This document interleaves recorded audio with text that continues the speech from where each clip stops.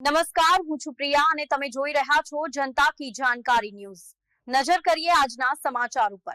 વેરાવળ શાપરમાં શ્રાવણ માસના પ્રથમ સોમવાર નિમિત્તે વિશ્વનાથ મહાદેવ મંદિરે દીપમાળા યોજાઈ। કોટડા સાંગાણી તાલુકાના વેરાવળના ગાયત્રી મંદિરના પરિસરમાં આવેલ વિશ્વનાથ મહાદેવ મંદિર ખાતે સવારથી જ ભક્તોનો મેળાવડો જોવા મળતો હતો।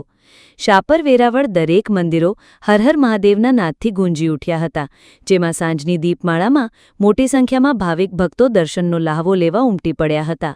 મહાદેવને વહેલી સવારે અદ્ભુત પુષ્પો અને બિલ્લીપત્રનો દિવ્ય શૃંગાર કરવામાં આવેલ હતો, તેમજ શ્રાવણ માસમાં પ્રથમ સોમવાર હોવાથી ભક્તોની પણ ખાસ ભીડ જોવા મળતી હોય છે। અહીંયા પવિત્ર શ્રાવણ માસ દરમિયાન ધૂન, ભજન, કીર્તન, સત્સંગ વગેરે મહિલા મંડળ દ્વારા યોજાઈ છે।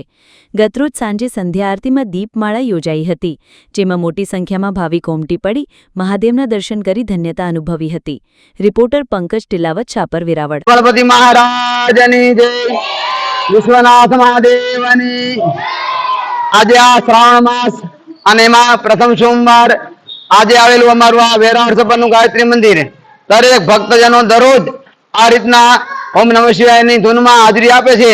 એટલું જ નહીં, આખા વર્ષ સુધી આવા અને આવા કાર્યક્રમો અમારા આ મંદિરમાં ચાલતા રહે છે અને ભોળાનાથની દયા એ આવા કાર્ય અમારી સાથે અમારે કરાવે।